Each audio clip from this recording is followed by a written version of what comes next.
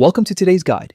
If you've ever wanted to change the language of your WhatsApp app on PC, especially after the new update, you're in the right place. Maybe you're learning a new language or you just prefer to use WhatsApp in your native one. Whatever your reason, this process is quick and simple. Let's get started.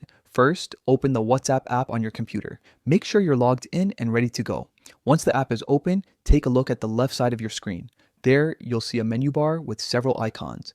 Find the small gear icon. It's usually near the bottom of that side menu. That's your settings button. Go ahead and click on it. Next, a new window will pop up showing your settings options. From there, select the General tab. This is where you can adjust the most common app preferences. Inside the General section, you'll find an option labeled Language. Click on it to open a list of all the available languages that WhatsApp supports. Now it's time to choose your new language. Scroll through the list until you find the one you want.